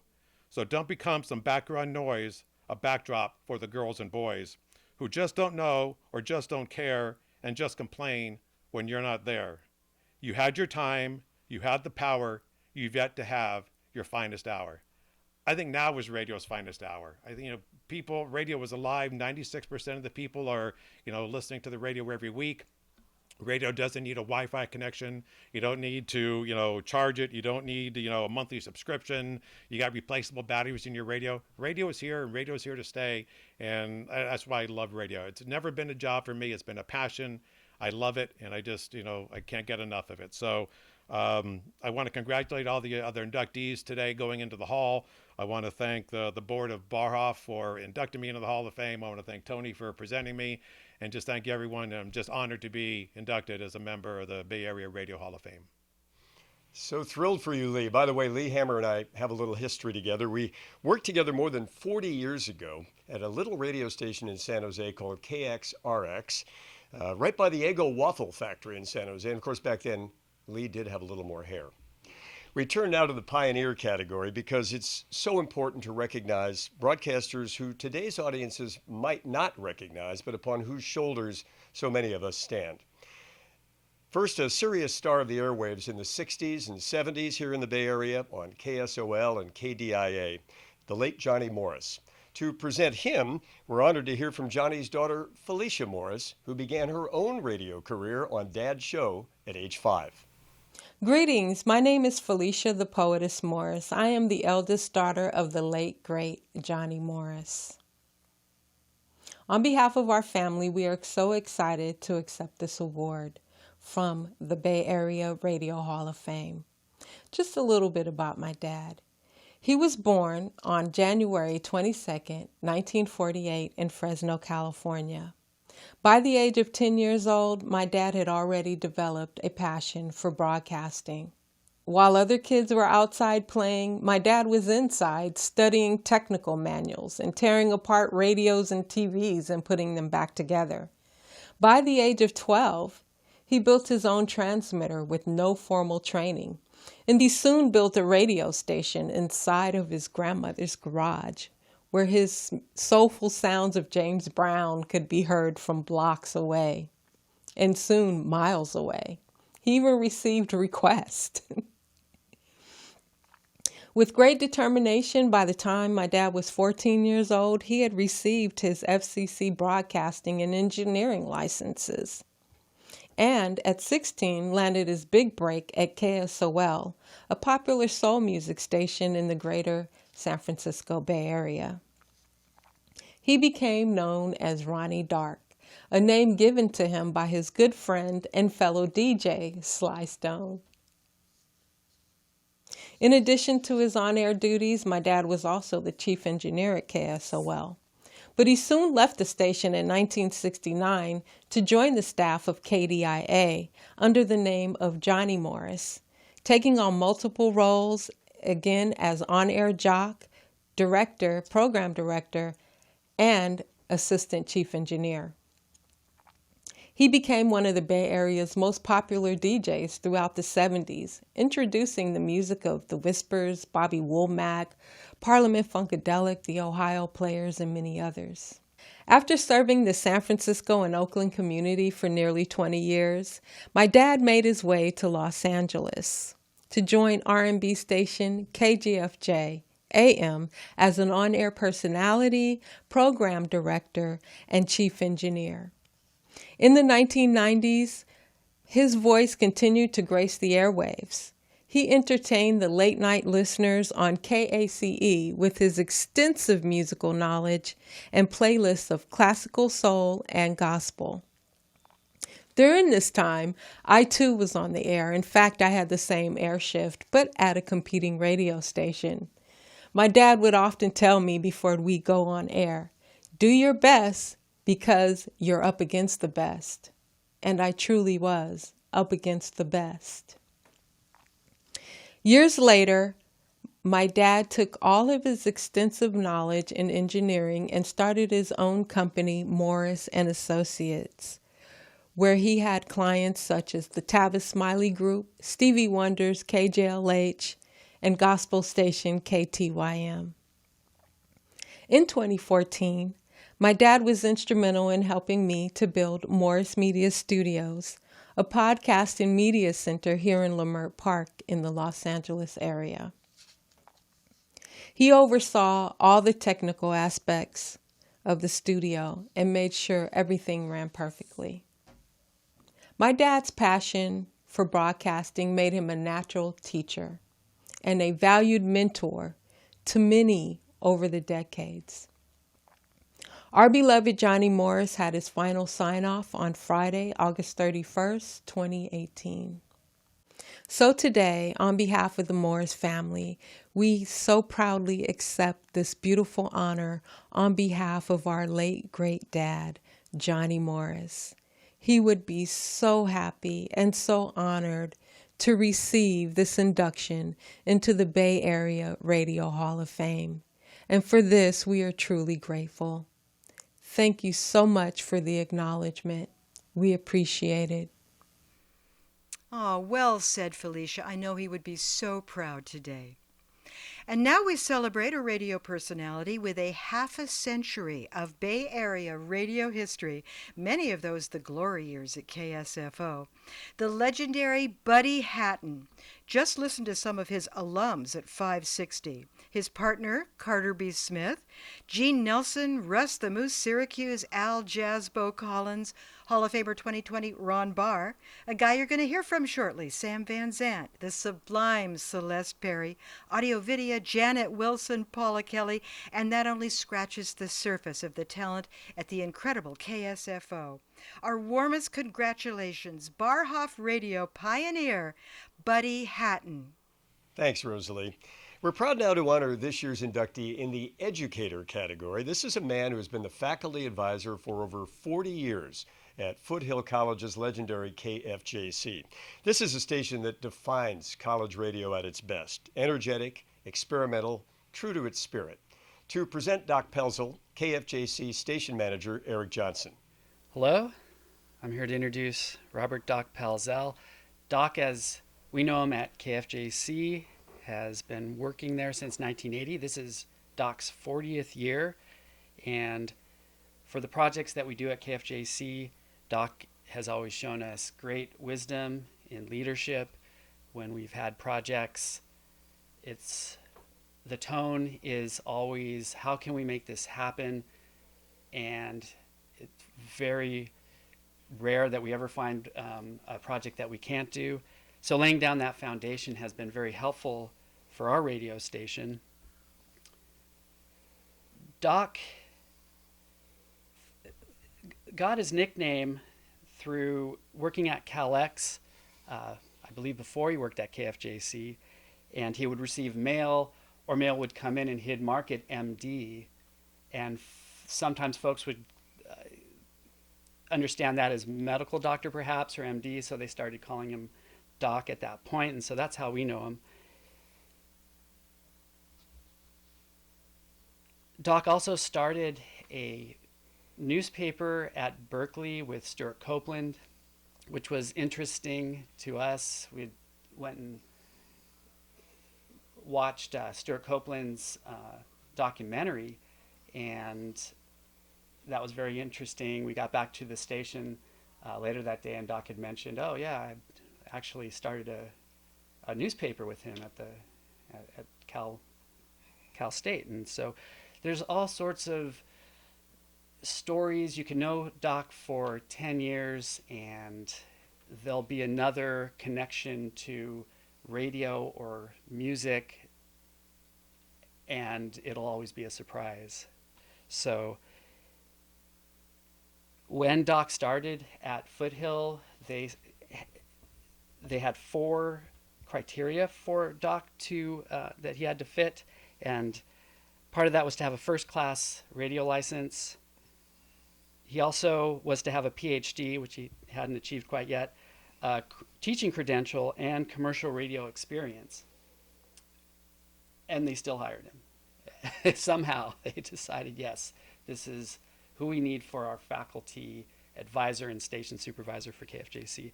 So it is an honor to introduce Robert Doc Pelzel. Well, thanks for the kind words, Eric. I appreciate them. Although there were a few times in there I wondered who you were talking about. Back in the 1950s and 60s, when I was growing up, to my young mind, there were two types of music radio stations. One kind played music for old people that my parents listened to, and one played top 40. And it just seemed to me that this was very limited and that there was a lot more potential that wasn't being realized. And I sort of sensed a gap there and sort of wanted to see what else is out there that's not being used. Later, a friend of mine told me about KCRW, which at the time wasn't the broadcast monolith it is today. It was a little 1,400 watt station broadcasting out of a gopher hole in Santa Monica, and I could barely pick it up at home. They had a DJ who came in on Friday nights who would play 2 songs or 3 songs or 4 songs together with no clutter in between, and he'd play like 20-minute sets or half-hour sets, and he'd play maybe some of the groups that had top 40 singles, but he'd play album tracks, not the top 40 single tracks. And he played an 11-minute cut one time. I thought this was mind expanding that you could play that on the radio. Anyway, so I thought this is something I want to get involved in. And when it came time to apply for colleges several years later, I ended up going to UC Berkeley and working at their campus radio station KALX. Worked my way up to music director, and that had a whole lot of challenges. And just like with the KCRW as a listener, as an employee or a volunteer at KALX, I got exposed to a lot of music and genres and things I'd never been exposed to before. After a few years as music director, they kicked me upstairs to general manager, which came with its own set of challenges. I had to deal with the staff and with the listeners and with the underwriters and the FCC and the budgets and the administration. It was a pretty good plateful. One of the more positive challenges came when our sports director wrangled a deal with the Oakland Athletics, who weren't doing very well at the time and had no commercial station that would commit to broadcast them. So our sports director said, why don't you put us on KALX? So for a while, KALX became the first, and to my knowledge only, college radio station that was a flagship broadcaster for a Major League Baseball team. We parlayed the bounce we got from that into getting some equipment so that we could do live music remotes and began to do broadcasts of groups either on campus or in some of the East Bay clubs or over in San Francisco. Talking Heads, The Runaways, David Grisman, John Lee Hooker, a pretty good raft of different types of musical styles. Later, the KALX hosted an IBS college radio conference for the West Coast region, had about 400 and some odd delegates from like 8 western states, and some people from KFJC, including the faculty advisor, came to that. And I guess the faculty advisor was pretty impressed with what he saw at the conference, so he called me about a year and a half later and said there's a positioning open up at Foothill for a radio station supervisor and instructor of broadcasting. So I applied for that and got the job somehow. One of the first challenges at KFJC was when one of our DJs thought to himself, I wonder how many versions of Louie Louie I can find and play consecutively. And that first night he did 33, and then after a couple of competitive back and forths with KALX, we ended up in 1983 launching Maximum Louie Louie, which ran for 63 hours and played 823 versions of the same song. So using the bounce we got from that, we once again upgraded our capabilities for doing live remote broadcasts. We had a Palo Alto nightclub that installed some program lines so we could broadcast from there at a moment's notice. We did a broadcast of South by Southwest, I think it was 1994, which we did by satellite and fed to about 30 other stations around the country besides KFJC. One of the things that we've been able to do to help sustain ourselves is to issue an annual compilation CD containing excerpts from a lot of those live music broadcasts that we do. I think the one coming out this year is our 23rd. And we also put out issues of other either festivals or shows that we broadcast, so that we've got all unique KFJC live material out. And I think we've got 30-some CDs and DVDs and flash drives of that kind of thing. The scope of our broadcasts has risen quite a bit too. We used to do just pretty much local, around our station broadcasts, but we've expanded that to not only all over the U.S., but we've been to many different continents, to Iceland, to New Zealand, Germany, Italy, England, Japan, been pretty much almost all over the globe. So I'm very gratified that after my more than half century in non-commercial radio, to see the stations I've worked for grow and develop their potential, develop their audience, become quite a bit normalized now in their coverage around the area, and to deliver a broadcast service that is unique to almost anywhere you can find.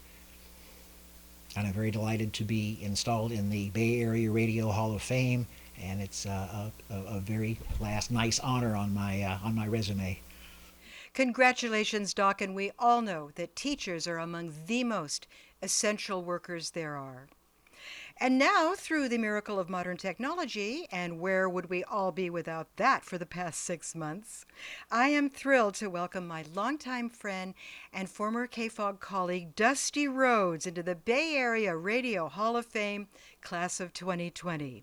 Let's gather at a safe distance on her outdoor patio and be flies on the wall.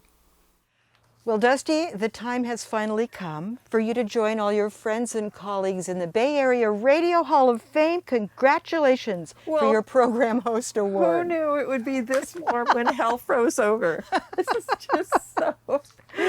Welcome to the Class of 2020. Thank you so much, Rose. Now, you and I worked together in the trenches for 14 years at KFOG, and this was the early era, the Susquehanna era. Right. First for Dave Logan, the architect of KFOG, and then for the late Pat Evans. Exactly.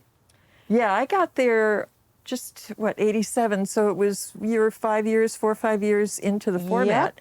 Still, pretty early on, but it was doing really well. Yeah. It was a horse race then, as you recall, during, there were 3 or 4 stations. In San Francisco radio. And we worked with people like Dave Morey. Exactly. And M. Dung and Scoop Nisker. Jude. Yeah, John that was the Evans, beginnings of right. Kaboom.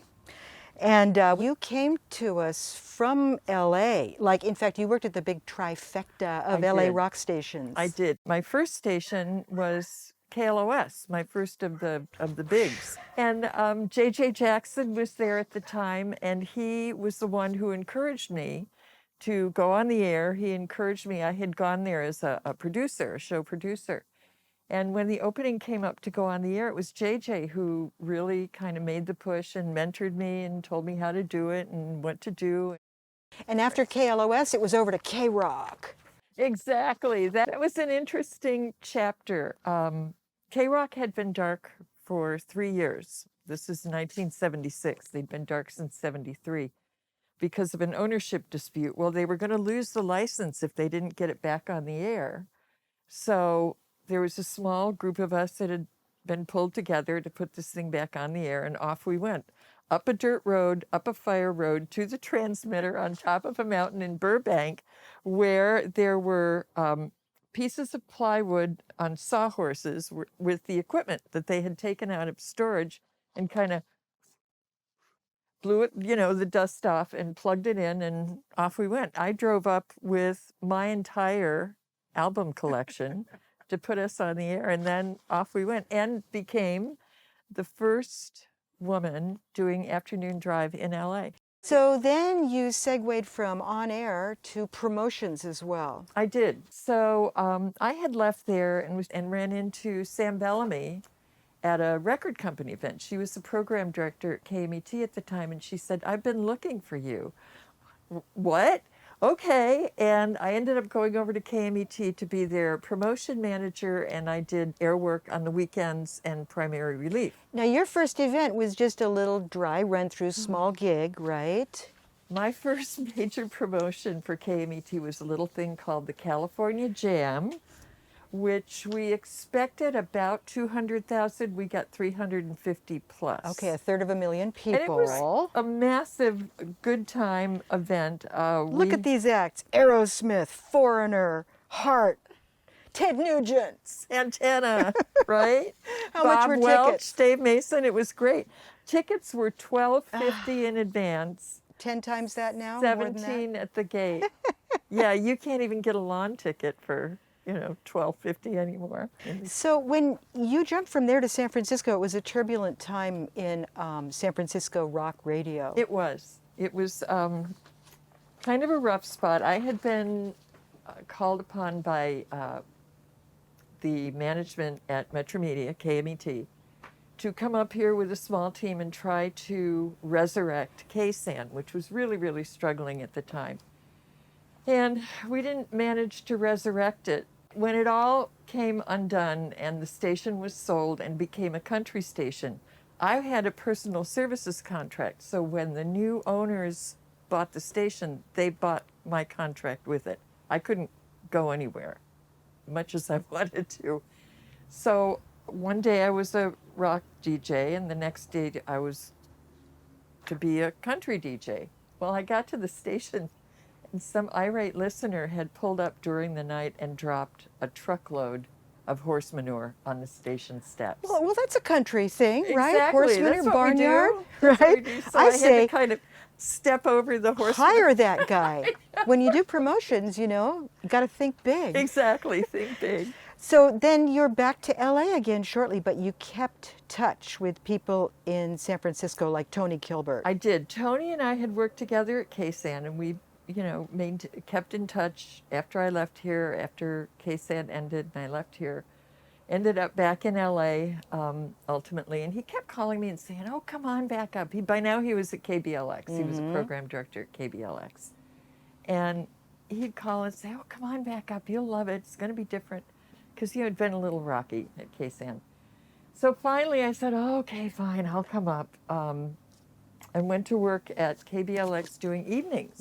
You sounded great there, It too. was I remember fine. that. That was during the Quiet Storm era, and that was really, it was good. I liked it. But then the siren song of K-Fog beckoned to you as it had to me. I loved this campaign so much.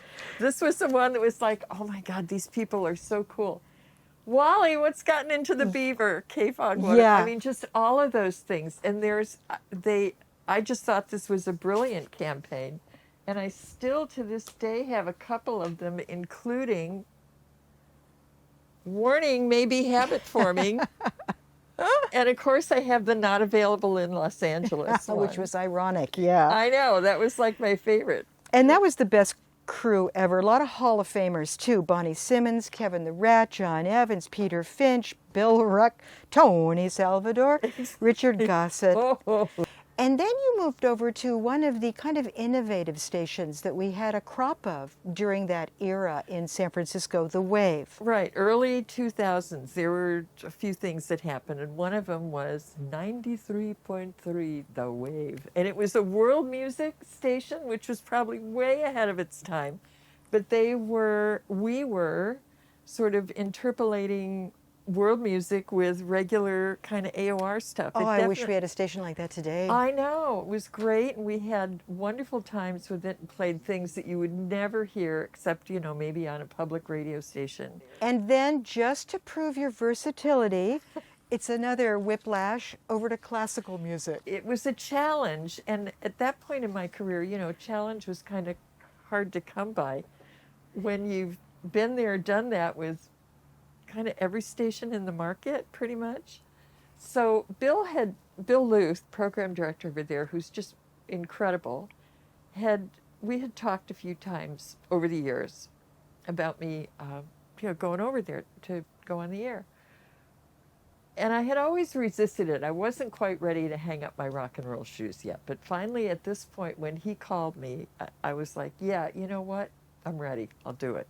So I went over to KDFC joined the morning show, which was another thing I had never done. I had never done mornings in Boyd those, Axton. nearly 40 years. Yeah. So all the way around, it was a big challenge and a lot of fun. I had great mentors there to sort of walk me through the names and the pronunciations. Classical radio. I mean, every day before my show, we'd sit down and we'd go through German, all the names. the French, the Italian. Right. And you got a big ol' award there from Bonneville, too. Well, I did. I was Employee of the Quarter. And a month later, I was gone. A month later. Ah, radio, the kiss on the cheek. Exactly. The stab in the back, right? Yeah, the station was sold, and that was that. So KDFC was your last radio rodeo? Yeah, and I knew that going in. I had made up my mind going in, this is going to be the last stop. This will be it. And it was fine. It was a great note to sort of wrap things up. But I think one of your greatest contributions to Bay Area radio was the group you founded first in LA, but it kind of came to fruition here. Yes. Which is, and we can say this because we are broads, Broads in Broadcasting, Broads which in was a loose Broadcasting. amalgamation of women in Bay Area radio and TV to network and promote advancement and just have social events and do, good works with a group of women. Right. We've done some service events, and we've had plenty of parties and dinners and happy hours and whatnots, but there's lots and lots of our broads here in the Bay Area and around the country. I think our total membership is approaching 200 right now. Excellent. Which is way up from the first Broads in Broadcasting gathering in LA in 1978 was about 30. Well, Dusty, you are in such good company. On behalf of the California Historical Radio Society, it gives me great joy to welcome you to the Bay Area Radio Hall of Fame Class of 2020. Program host Dusty Rhodes. Be it known and proclaimed. Oh my goodness. Thank you so much. Thank you to all my colleagues for the vote of confidence and your support. I super appreciate it. Thanks, you too. Congratulations, Dusty. I promised we'd catch up with one more member of that inaugural class of the Bay Area Radio Hall of Fame from 15 years ago, and we've come to that moment. This man, along with Gary Gilo, co-founded KPEN in 1957 and hosted the nightly show Excursions in Sound and Stereo. KPEN has already been honored as a legendary station, and now its successor, K101, is being honored as this year's legendary station. To accept the honor, the Bay Area radio icon Jim Gabbert and longtime K101 voice Sam Van Zandt. Hi, I'm Sam Van Zandt. And I'm Jim Gabbert.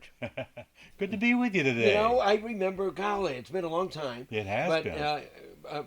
About 50 years ago or so, weren't you doing afternoon drive on K101? You launched my career. I was just a baby. Yeah, and then you also worked over at our TV station for a while. I did. I loved working at your TV station. So it's really good seeing you again. But you know what I loved most about K101 was the talent that we were surrounded with, including, you on Wednesday nights. Do you know that K101, because it was more so mainstream, and some of the other stations were eclectic and everything, but K101 really was a pioneer in FM in the San Francisco Bay Area. I remember. AM, FM, quadraphonic. You got it. I was there for that. Yeah, I mean, that was a while. Now, do you know an interesting thing? Because were you there when it was KPEN? I don't think so. No. Okay. We had the station's call letters were KPEN for Peninsula. Okay?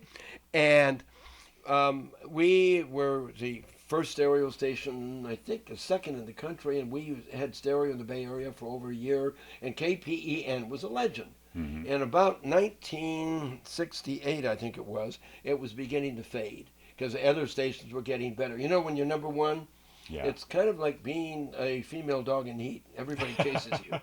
So what happened was we went back and we were looking at all the rating books and everything, and people were they have to put diaries. You know, they put KDEN, KBEN, KE, and we didn't get credit for it. So I'm talking to somebody in New York, and I'm doodling. And I put K and I put an IOI in front of it. Light bells. Ding, ding, ding. I swear to God. And I said, K101. And I'll never forget when I called the FCC, because it doesn't give the call letters. And I called the FCC and said, is KIOI available? He says, what's in the format? I swear to God, he said, KOEOE. And I said, no, just give me, is K101 available? It was not. ships had the same call letters as broadcast stations. I'll be done. And K101, KIOI belonged to a ship. And I contacted the owner of the ship. I had to give him a TV set, and he gave up the call letters. You made a and deal. we became K101. Well, I was a fan of KPEN. I remember really? the first time I heard KPEN, I thought, what's that station? I asked my friend, and he told me. And then years later, you hired me to K101. But one of the reasons I was a fan was the quality, the sound quality. It was always perfect. Yeah, that was something. Well, that was my baby. But you know, it's kind of interesting too, because when the call letters were changed January 1, 1960, I think it was 68 or 69, and I think it was January 69. And in those days, radio stations didn't advertise a lot in outdoor media and everything because it was heresy. You're supporting a competing thing. I borrowed $30,000 from Wells Fargo Bank and bought all of the buses, the new ones, had big ads. Mm-hmm. And I put BS, asterisk, K101 at the bottom, better stereo. And when we came on as K101, the first thing I did was I didn't do it, but I got a notice of violation from the Federal Communications Commission, and they turned around and said, you're not giving legal call letters.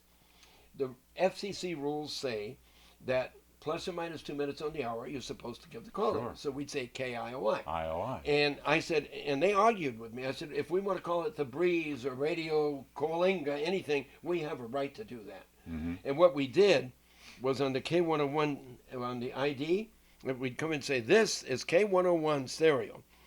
And in the back, it would go a little voice, K-I-O-I. I remember it. San Francisco. Yeah, absolutely. The FCC didn't like that, but they couldn't do a thing about it. You did it. You got away with it. And now, I mean, you look at today, because you have the breeze and the wind and the this and that, because everybody always used to be the call letters. I've never heard the wind. They're not that anymore, you know. Yeah.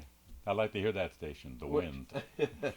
But anyway, so that's kind of the background of K101. Yeah, it was And great. finally, I think it was in about 1980, station was extremely successful. We had the AM and the FM, and we had stations in Honolulu. And I said, I need a challenge. Jumped into UHF. You went to TV. Sold K101, which is still, now it's Star 101. Yeah, that's right. It became Star 101. But did they still have the little voice saying KIOI? Gosh, I don't even think they say KIOI anymore. By then it didn't matter. Now, you hired me in 1976, and I was there through the transition until you went off to TV 20, and I stayed behind to clean up the mess you left. Yeah, I was there for another couple of years. Did you miss the dogs? I missed the dogs. I missed you. I missed remember everybody. Mike Lincoln, general manager, he had a dog. I had a dog. I know. The place just had dogs everywhere. You had Mike had a dog named Sam. It used to Sam. drive me crazy. Oh, yes, I know. I remember that now. Sam, what'd you do that for? And you would say, what did I do? I didn't do that. Wasn't my fault. Well, we had some great talent. I remember one of the last hires you made was Jim Lang. The legendary Jim Lang did mornings for you. Do you want to hear something funny about that? Because Liz Bentley had been over at KYUU. Right. And Jim and she was not, I don't know if she's still around, but not the sharpest knife in the drawer. And Jim would set the bear trap. It was great morning drive radio. He'd set the bear trap, she'd walk in and snap. And the people who bought us came in, and the rating book hadn't come out yet, and they fired Jim saying he was too old. And first, also, I can't think of the program director then, tried to say, you're not talking into, Jim Lang, you're not talking into a microphone, let me show you. Yeah. So they got rid of Jim, and the ratings came out, and he was #1 in the market. And at that point, he said... Yeah, I remember when they fired him, it was a young guy who took over as program director, fired Jim from K101. And Jim said, you don't relate to our demographic. And Jim Lang said, well, at least I remember the demographic. Yeah, it was a good guy. But it was really dumb on their part, you know. Yeah, it was fun, and you gave us a lot of creative room. That's what I liked best about. I grew a lot working at K101 because I could have fun. Do you know, Sam, when radio itself started to get kind of boring, was people came up with computers to program the music. Mm-hmm. We didn't rely on you or your taste. Right. And all of a sudden, it just lost its thing. Yeah. Because I can remember all the years I was on the air, I said, gosh, this song wants to hear that song. Let's go say and do it. A computer won't do that. Right, I know. After you left, they gave us a little cards with codes on them, you know. We were computers. We were human computers for them. So it's much better when we could choose our own music. Oh, it was so much fun, you know. Yeah, it really was. Now comes one question before we wrap this up. Okay, yeah. Why do you think radio today, if you're 20 years old, you probably don't know what a radio is. And you know, the worst thing that happened to the creativity of radio was in the deregulation in 95, where you could have 8 radio stations in a market. Right. So now before, when we were here, we had KFRC, the Big 610, you had KDIA, it didn't matter AM or FM, but everybody, there were separate owners competing for the gold #1. Right. And so you had all this creativity. I remember KEWB, which was AM 910, Sure. had amoebas coming up Bayshore, and some people believed it. Mhm. They started panicking. My God, the amoebas are coming. There are all kinds None of of that things happens like now. that. Yeah, nothing like that happens now. And today, if the ratings go down, it's like, fire another DJ. Like it's our fault. Well, you know, isn't it true now? Because like television stations, they have moved a lot. Master Control, my old Coffee TV 20, is in Atlanta. Mm-hmm. KGO's in Atlanta. So Yeah. it's all become an automated machine. There's almost no creativity, no excitement anymore. Yeah. What I liked about K101 especially, but a lot of stations, but especially K101, I could go downstairs and talk to the boss if I wanted to. Did you know him? You kicked me out. I did. But I got in there. Oh, yeah, yeah. No. Oh, and if So you, we I have don't an know if you- award, I don't huh? know if you remember or not, but I used to climb the tower. I did all Oh, I the do tower remember work it, and sure. everything. Yeah, that's the day that I really thought that guy's something else, because you would run up to the tower, because if you touched your ground and the tower, you were dead. Oh, I remember that. And you would leap onto the tower just Yeah. like a monkey. That was or on our something. AM 1010. 10,000 watts, and if you touched the tower, it was not good. Right, right. So yeah, and you would leap on Yeah. and like some kind of an athlete. And one time, it was on the 1010 tower, and I asked one of our engineers to hand me a crescent wrench. Uh-huh. He handed me the wrench. Oh, no. That wrench went up in the air. You wouldn't believe what came out of my mouth. It wasn't very nice, okay. He should have tossed it to you. So I hear we're here for an award. yes. And I'm representing a very, very tiny part of what this represents, because it's your radio station and you built a beauty. I think this is absolutely fantastic, and I want to thank everybody who voted for this, because even though it's not mine, it's still one hell of a great radio station. That's right. Wow, that is a lot of radio and TV firepower right there. Thank you, Jim and Sam. I'll be seeing you on the hiking trail near our respective houses in Walnut Creek. And our admiration goes out to everybody who was ever a part of the epic K101, BARHOF Legendary Station of the Year 2020.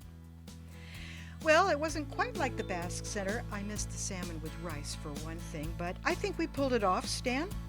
Thanks, Rosalie. It's certainly been a unique experience, not the way we normally do these things, but so many things are so different these days. Before we leave the airwaves here, I want to once again congratulate each of you Sherwood Award winners and each of you new Bay Area Radio Hall of Fame inductees. And I want to thank everyone involved in making this possible. It was not easy, the circumstances are unique, but all protections were taken for everyone involved, and we've all done the best we could here.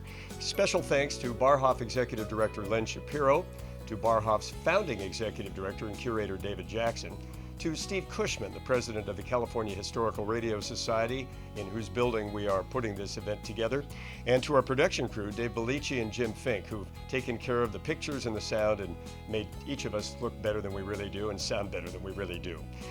Speaking of video, this presentation will remain available on the CHRS YouTube channel. You may find many other videos showcasing life and times here at Radio Central. There's been much going on during the pandemic shutdown, and you can catch up at the CHRS YouTube channel. This is the moment when I'm supposed to tell everyone to drive safely. Guess no need to do that. But how about this? The next round's on me. Thanks.